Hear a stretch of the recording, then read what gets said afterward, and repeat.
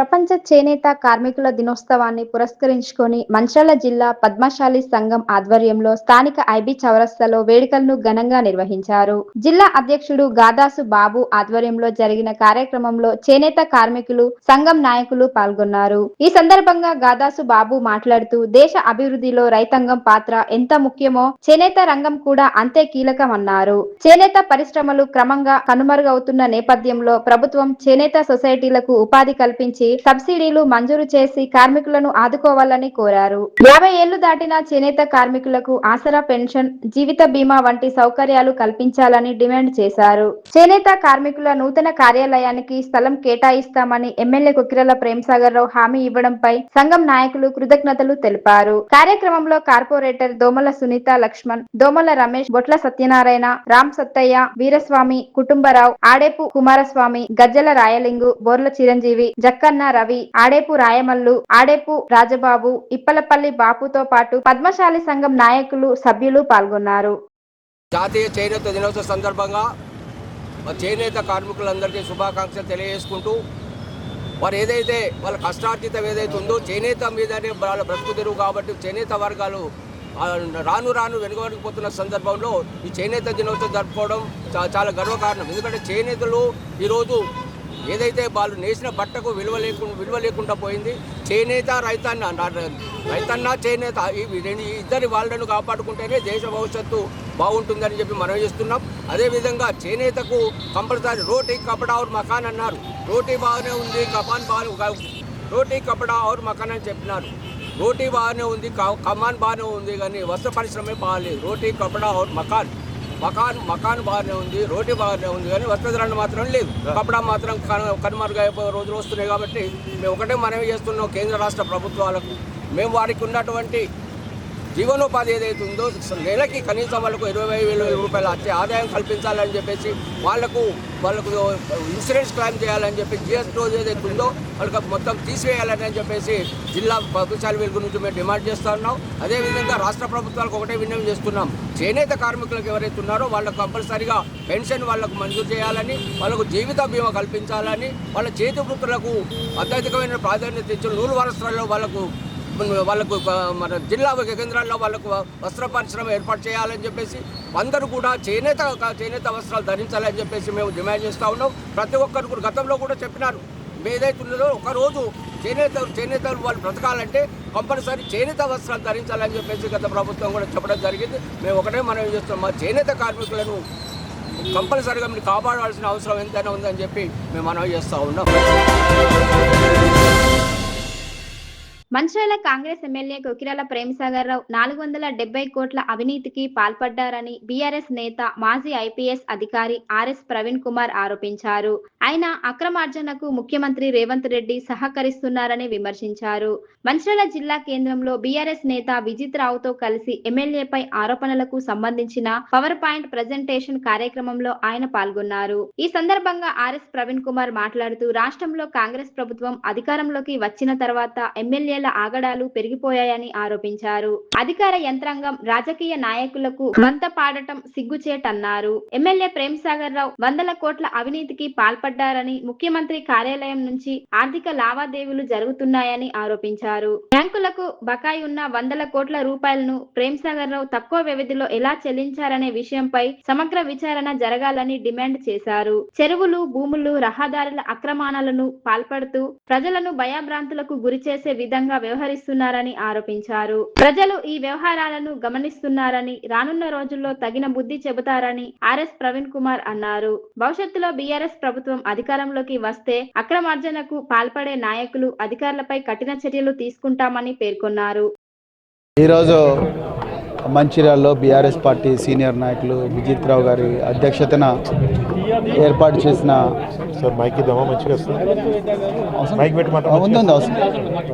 Media మిత్రులందరికీ కూడా నమస్కారం. ఈరోజు మంచిర్యాలలో బీఆర్ఎస్ పార్టీ సీనియర్ నాయకులు విజిత్ రావు గారి అధ్యక్షతన ఏర్పాటు చేసిన మీడియా సమావేశానికి వచ్చిన మీ అందరికీ కూడా ధన్యవాదాలు. ప్రధానంగా మంచిర్యాలలో మాఫియా రాజ్యం నడుస్తూ ఉన్నది. తెలంగాణలో ఏ విధంగా అయితే రేవంత్ రెడ్డి గారి ఆటవిక రాజ్యం నడుస్తూ ఉన్నదో అదేవిధంగా మంచిర్యాలలో కూడా ఆటవిక రాజ్యం, మాఫియా రాజ్యం నడుస్తూ ఉన్నది. ఇక్కడ స్థానిక ఎమ్మెల్యే కొక్కిరాల ప్రేమ్ సాగర్ రావు గారు చెయ్యని దారుణం లేదు. ఇక్కడ చెరువుల కబ్జాలు అయితేనేమి, లేకపోతే గోదావరి నదిలో ఇసుక అక్రమ రవాణా అయితేనేమి, మట్టి రవాణా అయితేనేమి, అదేవిధంగా ప్రజలు శ్రమతో కట్టుకున్న బిల్డింగులను కూల్చేయడం అయితేనేమి, అన్నిటికన్నా ముఖ్యంగా మరి ప్రజల భూములు ఆక్రమించి ఐటీ పార్కుల పేరుతోని వాటిని తీసుకొని వాటిని మళ్ళీ రియల్ ఎస్టేట్ వ్యాపారం చేసే కుట్రలైతేనేమి, ఇవన్నీ కూడా జరుగుతూ ఉన్నా కూడా తెలంగాణలో ఏ ప్రభుత్వ సంస్థ కూడా స్పందించడం లేదు. జిల్లా కలెక్టర్ స్పందించడం లేదు, అదేవిధంగా డీజీపీ స్పందించడం లేదు, సిపిలు స్పందించడం లేదు, మరి ఏ పోలీస్ అధికారి ఏ రెవెన్యూ అధికారి కూడా స్పందించడం లేదు. ఎక్కడ పోయింది ఈరోజు విజిలెన్స్ శాఖ, ఎక్కడ పోయింది అవినీతి నిరోధక శాఖ, ఎక్కడ పోయినాయి మరి మిగతా రెగ్యులేటరీ బాడీస్, ఏవి కూడా పని చేయడం లేదు. దానివల్లనే ఆయన ఇష్టారాజ్యంగా వ్యవహరిస్తున్నారు. మరి ముఖ్యంగా ఈరోజైతే ఒక ఘోరమైన న్యూస్ బయటకు వచ్చింది. ఏంటయ్యా అంటే ప్రేమ్ సాగర్ రావు గారు 470 కోట్ల రూపాయలు లోన్ తీసుకొని ఒకటే వారంలో దాదాపుగా 190 కోట్ల రూపాయలు ఆయన లోను వాపస్ కట్టిండు అని చెప్పేసి ఇవాళ మేము అడుగుతూ ఉన్నాం. మరి ముఖ్యమంత్రి గారు, మరి మీరు ఇంజనీరింగ్ విద్యార్థులు ఇంజనీరింగ్ చదవడం క్రిమినల్ వేస్ట్ అన్నది ఎందుకోసమేనా? ఇంజనీరింగ్ విద్యాలు 4 సంవత్సరాలు చదివి ఒక్క పైసా జీతం రాకుండా నిరుద్యోగులుగా మారడం కన్నా కూడా వాళ్ళందరూ కూడా ఇవాళ మంచిర్యాలకు వచ్చి ప్రేమ్ సాగర్ రావు గారి శిష్యరికంలో రోజుకు ₹1 కోటి సంపాదించవచ్చనే మీరు ఇంజనీరింగ్ క్రిమినల్ వేస్ట్ అన్నారా? లేకపోతే మీరు మీ సోదరులు తిరుపతి రెడ్డి, కొండల్ రెడ్డి, మరి ఇంకా రకరకాల సీనియర్ నాయకులు ఎవరైతే అక్రమంగా సంపాదిస్తున్నారో ఆ విధంగా ప్రేమ్ సాగర్ రావు సంపాదిస్తున్నాడు కాబట్టి ప్రేమ్ సాగర్ రావు గారి వాటి దగ్గర మరి చదువుకోవడమే ఉత్తమం, అందుకొరకే ఇంజనీరింగ్ క్రిమినల్ బేస్డ్ అన్నారా? ఇవాళ మీరు మాకు చెప్పాలి. 190 కోట్ల రూపాయలు కట్టే శక్తి ఎక్కడి నుంచి వచ్చింది ప్రేమ్ సాగర్ రావు గారికి? 470 కోట్ల రూపాయల లోన్ తీసుకొని దాంట్లో 470 కోట్ల రూపాయల లోన్ తీసుకోవడమే కాకుండా ఆయన కంపెనీలన్నీ కూడా మరి నాన్ పెర్ఫార్మింగ్ అసెట్ అంటే ఇంకా చెల్లని అసెట్స్గా మారిన ఈ సందర్భంలో ఈయనకు 140 కోట్ల రూపాయలు ఒక బాంబేలో బెకన్ కంపెనీ నుంచి ఎక్కడి నుంచి వచ్చింది? ఎవరిచ్చిండ్రు? 10 లక్షల విలువైన ఊర్మిక అనే కంపెనీ ఏదైతే ప్రేమ్ సాగర్ రావు గారికి చెందిన కంపెనీ ఏదైతే ఉందో ఆ ఊర్మిక అనే కంపెనీకి 10 లక్షల విలువైన కంపెనీకి 140 కోట్ల రూపాయల లోన్ ఎక్కడి నుంచి వస్తుంది? పేదవాళ్ళు ఏవైనా మరి లోన్లకు అప్లికేషన్ పెట్టుకుంటే సిబిల్ స్కోర్ అడుగుతారు, నీకు ఇల్లు ఉందా అని అడుగుతారు, నీకు భూమి ఉందా అని అడుగుతారు, ఆ భూమి విలువ ఎంత అని అడుగుతారు. భూమి ఊర్లలో ఉంటే ఇవ్వరు, పట్టణాల్లో ఉంటే ఇస్తారు, దాని వాల్యూ చూస్తారు. దానికి ₹100 వాల్యూ అయితే ₹75 లోనే ఇస్తారు. మరి ఇన్ని జరిగినప్పుడు, ఇన్ని బ్యాంకులు ఇన్ని ఇబ్బందులు పెట్టినప్పుడు పంజాబ్ నేషనల్ బ్యాంక్ కానీ రకరకాల బ్యాంకులు ఏ విధంగా ఈయనకు ఆస్తులు జప్తు చేయకుండా ఆగినరు? బెకన్ కంపెనీ అనే కంపెనీ ఏ విధంగా ఆయనకు 10 లక్షల రూపాయల విలువైన కంపెనీకి 140 కోట్ల రూపాయల లోన్ ఏ విధంగా ఇచ్చింది? దీని మీద పూర్తి స్థాయి విచారణ జరగాలి. Prevention of money laundering act ప్రకారం సృష్టించబడ్డ ఎన్ఫోర్స్మెంట్ డైరెక్టర్ అంటే ఈడీ ఏదైతే ఉందో ఈడీ లోతైన విచారణ ఈ వ్యవహారంలో జరపాలి. అదేవిధంగా అవినీతి నిరోధక శాఖ ఎందుకు కళ్ళు మూసుకున్నది? ప్రభుత్వ ఉద్యోగులు 2,000 రూపాయల లంచం తీసుకుంటేనే జైలుకు పంపించి వాళ్ళని 60 రోజులు 70 రోజులు జైల్లో పెట్టే అవినీతి నిరోధక శాఖ మరి నెలకు 2.5 లక్షల రూపాయల జీతం తీసుకుంటున్న ఎమ్మెల్యే ఎక్కడి నుంచి ఈ 100 కోట్ల రూపాయలు తీసుకొచ్చి తన అప్పులు తీర్చుకుంటున్నాడు? దీని మీద కూడా లోతైన చర్చ జరగాలి. విజిలెన్స్ అండ్ ఎన్ఫోర్స్మెంట్ డిపార్ట్మెంట్ ఏదైతే ఉన్నదో ఆ విజిలెన్స్ ఎన్ఫోర్స్మెంట్ డిపార్ట్మెంట్ ప్రభుత్వ ఉద్యోగులు కానీ ఎవరైనా అక్రమంగా ఇసుక రవాణా చేసినా, మట్టి రవాణా చేసినా, చెరువులను కబ్జా చేసినా, ఇవన్నిటిని చేసినా మరి వాళ్ళు వచ్చి కేసులు పెడతారు. ఎందుకు విజిలెన్స్ డిపార్ట్మెంట్ నోరు మూసుకున్నది? అదేవిధంగా జీవో 99 ప్రకారం రేవంత్ రెడ్డి గారు చెరువులను రక్షిస్తానని సృష్టించిన ఆయన మానస పుత్రిక అయితే హైడ్రా ఉన్నదో అడాల్ఫ్ హిట్లర్ను ధ్యేయంగా అడాల్ఫ్ హిట్లర్ను ఆదర్శంగా తీసుకొని స్టార్ట్ చేసిన హైడ్రా ఉన్నదో ఆ హైడ్రాకు మంచిర్యాలలో జరుగుతున్న చెరువుల కబ్జాలు, నాలాల కబ్జాలు కనిపించడం లేదా? వీటన్నిటి మీద కూడా లోతైన చర్చ జరగాలి. తప్పకుండా భారత రాష్ట్ర సమితి కేసీఆర్ కేటీఆర్ గారి నాయకత్వంలో తప్పకుండా ఈ పోరాటం చేస్తుంది.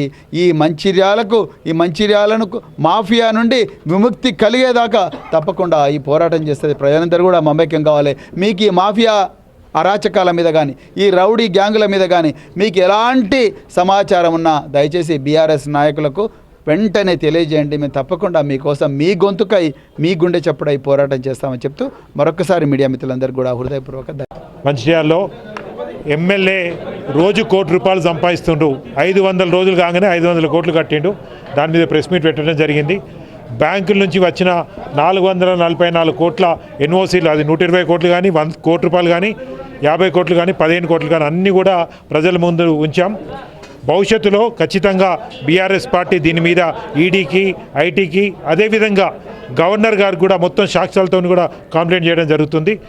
అఫిడవిట్లో ఫారెన్ ఆస్తులు వాళ్ళు పెట్టలేదు. ఫారెన్ ఆస్తులు కూడా మా దగ్గర ఆధారాలు ఉన్నాయి, అవి కూడా అటాచ్ చేసేసి మేము గవర్నర్కి, ఈడీకి, ఐటీకి ఇస్తాం. వీరు ఎమ్మెల్యే గారు చెప్పేటి అన్ని అబద్ధాలు. ఎందుకంటే వారు నిన్న మాట్లాడుతూ ఏ విధంగా మాట్లాడినంటే ఏం తప్పు చేయలే అనే విధంగా మాట్లాడినారు. ఇవన్నీ నేను ఏం చేస్తలేను, మంచిర్యాల నేను చేస్తాను సెల్ఫ్ సర్టిఫైడ్ పర్సెంటేజ్ చూపించుకున్నారు. అది ఎన్ని అక్రమాలు మంచిర్యాల చేస్తుండో పేపర్ కటింగ్లు అన్నీ కూడా పెట్టడం జరిగింది. అవన్నీ కూడా అన్ని దినపత్రికలు ఒకటని కాదు, ఈనాడు, సాక్షి, జ్యోతి, నమస్తే తెలంగాణ, నవ తెలంగాణ, ఆంధ్రప్రభ, ఇంకా ఎన్ని పేపర్లు ఉన్నాయి అన్ని పేపర్లు కూడా అక్కడ మీరు అన్ని కటింగ్ చేయడం జరిగింది. అంటే ఇక్కడ దోసుకోవడమే కార్యక్రమంగా ఎమ్మెల్యే గెలిచిండు. ఆయన గెలిచింది, ఆయన ఇక్కడికి వచ్చింది కూడా మంచిర్యాల దోసుకునేదాన్ని తప్ప ఇంకోటి కాదు. ఈ అక్రమ ఏదైతే దోపిడి ఉందో దాని ప్రజలందరూ కూడా మేము రిక్వెస్ట్ చేస్తున్నాం. దాన్ని ఆపాలంటే ఎక్కడ అన్యాయం జరిగినా, అక్రమం జరిగినా మా దృష్టికి తీసుకురండి. ఇదే కాదు, మరీ ముఖ్యంగా రిజిస్ట్రేషన్స్ కూడా ఎకరాలు వాళ్ళు బినామీల పేరు మీద చేసుకుంటున్నారు. ఎక్కడైతే ఎమ్మెల్యే అనుచరులు భయపడించి మీ దగ్గర నుంచి భూములు రిజిస్టర్ చేసుకుంటున్నారో ఆ వివరాలు కూడా మాకు ఇవ్వాలని నేను కోరుతున్నాను. జై తెలంగాణ. కేతన్పల్లి మున్సిపల్ ఎన్నికల సందర్భంగా జరిగిన గొడవకు సంబంధించిన నమోదైన కేసుల విచారణ నిమిత్తం అస్ఫాబాద్ ఎమ్మెల్యే కోవ లక్ష్మి, మాజీ ఎమ్మెల్యే బాలకసుమన్ తో పాటు మరో 23 మంది బీఆర్ఎస్ పార్టీ నాయకులు తొలిసారిగా మంచిర్యాల జిల్లా కోర్టులో హాజరయ్యారు. ఈ సందర్భంగా మాజీ ఎమ్మెల్యే బాలకసుమన్ మాట్లాడుతూ కాంగ్రెస్ ప్రభుత్వం ప్రతిపక్ష నాయకులపై అక్రమ కేసులు నమోదు చేస్తూ ప్రశ్నించే వారిపై దాడులకు పాల్పడుతోందని ఆరోపించారు. రాష్ట్రంలో ముఖ్యమంత్రి రేవంత్ రెడ్డి, జిల్లాలో మంత్రి వివేక్ అనుచరుల ఆగడాలు పెరిగిపోయాయని విమర్శించారు. ముఖ్యమంత్రి ప్రజాస్వామ్యాన్ని ఖూనీ చేస్తున్నారని, రాష్ట్రంలో రక్తపాతాన్ని కోరుకుంటున్నారని ఆరోపించారు. తమకు ప్రజాస్వామ్యంపై, న్యాయ వ్యవస్థపై పూర్తి నమ్మకం ఉందని బాలకసుమన్ తెలిపారు. కాంగ్రెస్ ప్రభుత్వం చేస్తున్న అరాచకాలను ప్రజలు గమనిస్తున్నారని, సరైన సమయంలో తగిన బుద్ధి చెబుతారని అన్నారు. ఎమ్మెల్యే కోవలక్ష్మి మాట్లాడుతూ బీఆర్ఎస్ నాయకులను వేధించడమే లక్ష్యంగా కాంగ్రెస్ ప్రభుత్వం వ్యవహరిస్తుందని ఆరోపించారు. రాష్ట్రంలో అభివృద్ధి పేరుతో అరాచకాలు జరుగుతున్నాయని విమర్శించారు. తమ ప్రభుత్వ హయాంలో కాంగ్రెస్ నాయకులపై ఎప్పుడు దాడులు చేయలేదన్నారు. భవిష్యత్తులో బీఆర్ఎస్ ప్రభుత్వం అధికారంలోకి వస్తుందని, ప్రస్తుతం జరుగుతున్న పరిణామాలకు సమాధానం చెబుతామని పేర్కొన్నారు.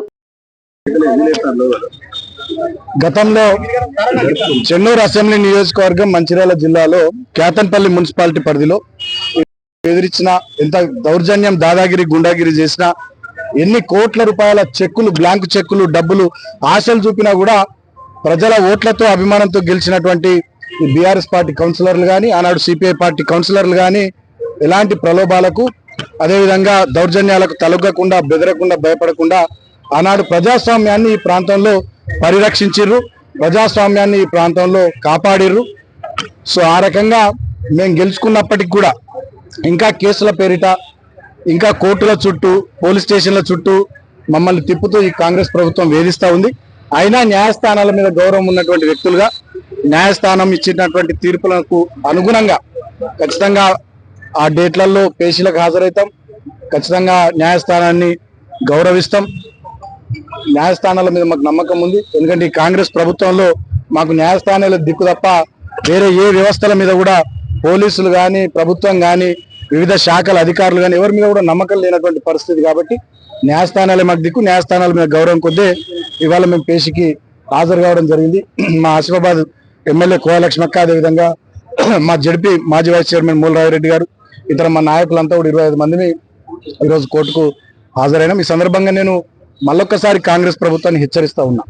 మీ దౌర్జన్యాలతోని, మీ దుర్మార్గాలతోని, మీ గూండాగిరితోని ప్రజాస్వామ్యాన్ని ఈ ప్రాంతంలో కూని చేస్తామంటే ఇక్కడ భయపడేటోళ్ళు, బెదిరేటోళ్ళు ఎవరు లేరు.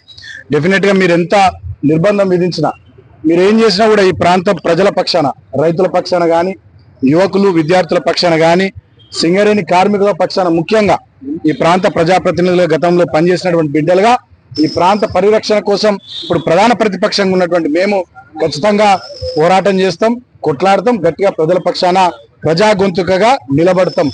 ఆ క్రమంలో ఎన్ని కేసులైనా, ఎంత నిర్బంధమైనా డెఫినెట్ గా మేము ఎదుర్కొంటాం.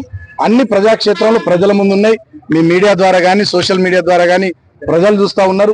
ఈ కాంగ్రెస్ ముఖ్యమంత్రి కానీ, ఈ కాంగ్రెస్ మంత్రి కానీ, ఈ కాంగ్రెస్ ప్రభుత్వ పెద్దలు బీఆర్ఎస్ పార్టీ నాయకులను, కార్యకర్తలను కేసుల పేరిట ఎట్లా వేధిస్తా ఉన్నారు, ఎట్లా దుర్మార్గంగా వాళ్ళు ప్రవర్తిస్తా ఉన్నారో ఈ ప్రాంత ప్రజలంతా కూడా చూస్తా ఉన్నారు. మొన్న కూడా గతంలో నేను సింగరేణికి సంబంధించి సింగరేణి సంస్థ పరిరక్షణ, సింగరేణి కార్మికుల సంక్షేమం గురించి నేను మాట్లాడితే పోరాటాలు చేయాలని చెప్తే ఆనాడు నన్ను అన్యాయంగా అక్రమంగా కేసులు పెట్టి 27 రోజుల పాటు చెంచల్ కూడా జైల్లో ఉంచారు. మరి ఇదే ముఖ్యమంత్రి ఏమంటాడు, మొత్తం కోసి కేసీఆర్ది, హరీష్ రావుది, కేటీఆర్ది నెత్తురు జల్లాలంటాడు. మరి మా నాయకులను కోసి నెత్తురు జల్లాలన్న ముఖ్యమంత్రి మీదనేమో కేసు ఉండదు. నేను సింగరేణి కార్మికుల కోసం మిలిటెంట్ ఉద్యమాలు చేయాలి, గట్టిగా పోరాటాలు చేయాలి. గతంలో మేము చేసినటువంటి పనులు ఇంప్లిమెంట్ అవుతలేవు, ప్రజాస్వామ్యయుతంగా 2.5 ఏళ్ళు చూసినాం, గట్టి కొట్లాడాలని నేను మాట్లాడితే నన్ను అన్యాయంగా కక్షపూరితంగా 27 రోజులు చెంచల్ కూడా జైల్లో పెట్టారు. మరి మనుషుల్నే చంపాలి, వాళ్ళ నెత్తురు పంట పొలాల మీద చల్లాలన్న ముఖ్యమంత్రి మీద ఏం కేసులు పెట్టాలి? హిట్లర్ తోని తనను తాను పోల్చుకొని హైడ్రా పేరిట విధ్వంసం చేస్తున్న ముఖ్యమంత్రి మీద ఏం కేసులు పెట్టాలి? అదేవిధంగా సోషల్ మీడియాలో పోస్టులు పెడుతున్నటువంటి సామాన్య బీఆర్ఎస్ కార్యకర్తల మీద కేసులు పెట్టి చెన్నూరు పోలీస్ స్టేషన్లలో, చెన్నూరులో కానీ, భీమారంలో, కోటపల్లిలో, రామకృష్ణాపూర్లో, మందమరిలో గంటల కొద్ది పోలీస్ స్టేషన్లలో కూర్చుండబెడుతున్న మంత్రి వివేక్ మీద ఏం కేసులు పెట్టాలి? అంటే వీళ్ళకు ఒక రకమైనటువంటి చట్టము, ప్రశ్నించే ప్రధాన ప్రతిపక్ష నాయకులకు, కార్యకర్తలకు మాకు ఒక చట్టం అన్నట్టుగా ఇవాళ రేవంత్ రెడ్డి నడిపిస్తా ఉన్నాడు పాలన. డెఫినెట్ గా ప్రజలు అన్ని గమనిస్తా ఉన్నారు. ఏది ఏమైనా ఈ ప్రాంత అభివృద్ధి కోసం కాంగ్రెస్ పార్టీ ఇచ్చిన హామీలు ఈ ప్రాంతంలో నెరవేరే వరకు గట్టిగా ఈ ప్రాంత ప్రజల పక్షాన బీఆర్ఎస్ పార్టీగా మేము పోరాటం చేస్తాం. వెనకడుగు వేసే సమస్య లేదు. జై లో మరి మీరు అందరూ కూడా చూడడం జరిగింది, మీడియా మిత్రులు కానీ ప్రజలందరూ కూడా. మరి ఆ రోజు ఏదైతే కాతన్పల్లి మున్సిపల్ చైర్మన్ గా అక్కడ అధికంగా మా చైర్మన్ కావడానికి, వైస్ చైర్మన్ కావడానికి కూడా మరి సుమనన్న గారు మరి చేసినటువంటి కృషి అక్కడ చాలా అందరూ కూడా అక్కడ అభివృద్ధి చేయడంలో మరి అందరు కూడా అక్కడ మా బీఆర్ఎస్ మన కౌన్సిలర్ ని, తర్వాత సిపిఐ కౌన్సిలర్ ని గెలిపివ్వడం జరిగింది. అక్కడ మన బీఆర్ఎస్ పార్టీ మరి కైవసం చేస్తుంది చైర్మన్ అనేసి మరి ఆ రోజు మరి కాంగ్రెస్ ప్రభుత్వంలో ఉన్నటువంటి మరి మంత్రి గారు మరి అక్కడ వాళ్ళకి మెజారిటీ లేకున్నా కూడా మరి మేము ఆ రోజు సుమన్ అన్న గారు, నేను ఇద్దరము, మాతో పాటు కార్యకర్తలు, కౌన్సిలర్స్ అందరూ కూడా మరి మేము కౌన్సిలర్లను తీసుకుపోతా ఉంటే మరి అక్కడికి ఓటింగ్ కి తీసుకుపోతా ఉంటే మరి అక్కడ ప్రజా సమయంలో మరి పోలీస్ డిపార్ట్మెంట్ అనేది అందరికి కూడా సమానంగా వాళ్ళు వ్యవహరించాలి. కానీ ఆ రోజు అధికార పార్టీ ఏ విధంగా చెప్తే ఆ విధంగా అక్కడ వ్యవహరించడం జరిగింది. కాబట్టి అక్కడ మేము కౌన్సిలర్లను తీసుకుపోయేటప్పుడు కూడా మమ్మల్ని అడ్డుకొని మరి కౌన్సిలర్ని అడ్డుకొని అక్కడ పోనీయం కూడా చేయడంలో మరి వాళ్ళందరూ కూడా అక్కడ పోలీస్ డిపార్ట్మెంట్ అప్పటికే మన ఎవరు మంత్రి గారి కాన్వాయ్ రావడంలో వాళ్ళేమో అందరినీ పంపించారు. మమ్మల్ని ఏమో కౌన్సిలర్ని ఓటేసే కౌన్సిలర్లని అక్కడ ఆపేసి మా మీద దాడి చేయడం జరిగింది. ఆ రోజు వాళ్ళు దాడి చేసేసి మా మీద, సుమనన్న మీద, మా మీద, కార్యకర్తల మీద, అందరి మీద మరి కేసులు పెట్టేసి మరి జైలు కూడా పంపించారు. సుమనన్నతో పాటు మరి వైస్ చైర్మన్ మన ముల్లరాజురెడ్డి అన్న గారు, వారితో పాటు అందరు కార్యకర్తలు కూడా దాదాపు 25 మంది మరి కార్యకర్తల మీద కేసులు పెట్టడం జరిగింది. వారితో పాటు మా మీద కూడా. మేము ఒకటే చెప్తున్నాం ఈ ప్రభుత్వంని, మీరు ఎన్ని కేసులు పెట్టినా ఏం చేసినా బీఆర్ఎస్ కార్యకర్తలు, నాయకులు ఎవరు కూడా భయపడే పరిస్థితి లేదు. ఎందుకంటే ఈ రోజు ఒకటే మేము అడుగుతున్నాం, ఆ రోజు కేసీఆర్ గారి ప్రభుత్వంలో ఆ రోజు కాంగ్రెస్ నాయకుల మీద గానీ, కార్యకర్తల మీద గానీ ఎప్పుడన్నా కోర్టులో వచ్చారా? ఇట్లా ఎప్పుడైనా దాడులైనా వాళ్ళ మీద? ఈ రోజు ఎక్కడ చూస్తే కార్యకర్తల మీద దాడి, ఎక్కడ చూస్తే నాయకుల మీద దాడి. ఈ రోజు ఎమ్మెల్యేల మీద కేసులు, ఇవాళ మన మాజీ ఎమ్మెల్యేల మీద కేసులు చూస్తే, ఇవాళ కేసీఆర్ గారి మీద కేసులు, ఇవాళ కోర్టుకు ఇవాళ ఇచ్చేస్తున్నారు. ఇవాళ కేసీఆర్ గాని, కేటీఆర్ గారిని గాని, ఇవాళ హరీష్ రావు సార్ని గాని, ఇవాళ మమ్మల్ని గాని, ప్రతి ఒక్కరిని కూడా ఈ రోజు చూస్తే ఈ ప్రభుత్వంలో అభివృద్ధి చేయట్లేదు, వాళ్ళకి అభివృద్ధి కనబడట్లేదు.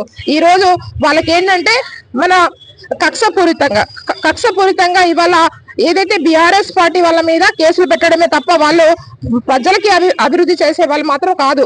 కాబట్టి ఈ రోజు 3 సంవత్సరాలు అవుతుంది ఈ కాంగ్రెస్ ప్రభుత్వం వచ్చి, ఎక్కడ కూడా అభివృద్ధి విషయం లేదు, ఏమీ లేదు, కేసులు తప్ప వేరేది వాళ్ళకి ఏం లేదు. కాబట్టి ఈ రోజు వాళ్ళు ఇంకా ఎంత అనగదొక్కాలో, ఎంత మమ్మల్ని ఇబ్బంది పెట్టాలంటే కూడా అది ప్రజలు చూస్తారు. ప్రజలు ఖచ్చితంగా వాళ్ళకి బుద్ధి చెప్తారు. రాబోయే కాలంలో ఖచ్చితంగా మా ప్రభుత్వం వస్తుంది. కానీ మా ప్రభుత్వంలో ఏ రోజు కూడా ఒక్క కాంగ్రెస్ కార్యకర్త మీద కూడా దాడి చేయలేదు, ఒక్క నాయకుడు నాయకుడి మీద దాడి చేయలేదు. ఒక్క కాంగ్రెస్ నాయకుడు, ఎమ్మెల్యేలు కానీ, ఎంపీలు కానీ ఎవరు కూడా ఏ రోజు కూడా కోర్టుకు పోయిన సందర్భం లేదు. కానీ ఈ రోజు వాళ్ళు చేసినదంటే ఏంటిది? ఈ రోజు సుమనన్న మీద ఇక్కడ కేసు ఉందంటే కూడా మళ్ళా చంచల్గూడ జైల్లో అక్కడ కేసు పెట్టారు. అంటే ప్రజాస్వామ్యంలో ఇవాళ ఏదైతే ప్రతిపక్షం నోర్లో ఇవాళ మాట్లాడడానికి, వాళ్ళు తప్పు చేస్తే మాట్లాడడానికి ఈ రోజు మమ్మల్ని అనగదొక్కుతున్నారు, మా నోర్లని బంద్ చేస్తున్నారు. మరి ఇప్పుడు సుమనన్న మాట్లాడినట్టు ఏదైతే ఇష్టం వచ్చినట్టు ఎవరో మన రేవంత్ రెడ్డి గారు మాట్లాడతారు, మరి ఆయన మీద కేసులు పెట్టారు. కానీ ఇప్పుడు మేము మాట్లాడితే, ఇక్కడ సుమనన్న మాట్లాడితే అది న్యాయంగా మాట్లాడితే కూడా ఈ రోజు కేసులు పెట్టడం, కోర్టులు పంపించడం, ఇవాళ దాడులు చేయడం ఇదే తప్ప వాళ్ళది వేరే లేదు. కాబట్టి ఖచ్చితంగా రాబోయే రోజులలో ప్రజలు బుద్ధి చెప్తారని ఈ సందర్భంగా తెలియజేస్తారు.